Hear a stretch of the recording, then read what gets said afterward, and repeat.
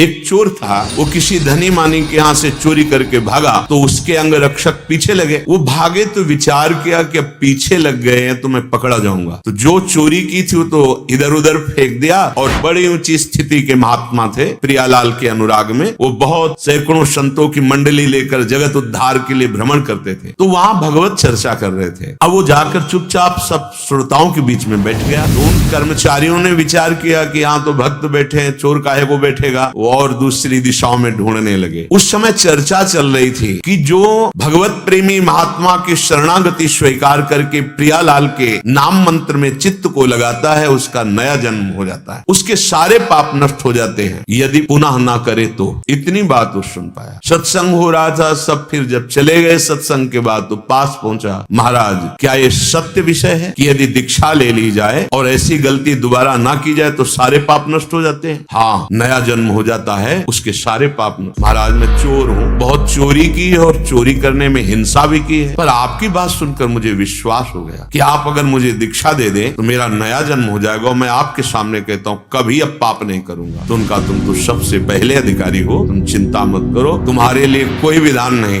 कि तुम ये लाओ वो लाओ, नहा के आओ। अभी तत्काल कंठी बांधी और कहा आज से मंत्र जपो, तुम्हारा नया जन्म हो गया। सुबह तिलक लगाए निकला। अब वो खोजे ही में थे, सैनिक जन तुरंत पकड़ लिया, ये वही है जो चोरी किया था। धनी ने भी देखा, हाँ यही है, चोर है। वो बोले मैं चोर नहीं हूँ, मैंने इस जन्म में कोई चोरी नहीं की। अरे बोले बात बनाता, राजा के पास ले गए। उस समय सत्य को प्रमाणित करने के लिए एक प्रक्रिया होती थी। हाथ में नवीन कोमल पीपल का पत्ता, उसके ऊपर कच्चा सूत और उसके ऊपर जला हुआ लोहे का लाल ऐसे फाग वो रखा जाता है। अगर वो धागा झुलस गया तो तुम असत्य हो, और अगर नहीं झुलसा तो 7 कदम चलो और फेंक दो, तुम सत्य हो। ऐसा उस समय पद्धति थी। ये कहें कि यही चोर है और वो कह रहे थे कि मैंने इस जन्म में चोरी नहीं की, वही प्रक्रिया हुई। ऐसे रखा और मन में निश्चय किया, गुरुदेव आपने कहा था दीक्षा के बाद नया जन्म, और उच्च स्वर से बोला इस जन्म में मैंने चोरी नहीं की, और 7 कदम चला, फाड़ फेंक दिया, झुलसा भी नहीं। अब राजा ने कहा इस धनी को फांसी की सजा दी जाए, क्योंकि इसने ऐसे शुद्ध वैष्णव को चोर कहा और यहाँ आकर दंड देने का विधान। अब वो बोले महाराज फांसी मत दीजिए, सही कह रहे हैं। बोले आप कैसे सही मान सकते हैं, आपको तो प्रमाण दे दे। बोले इस जन्म में चोरी नहीं की, पीछे जन्म में की थी। बोले कल की बात है, तुम पीछे जन्म। हाँ तो शाम के हमारा गुरु मंत्र हुआ है, पूरा रहस्य बताया।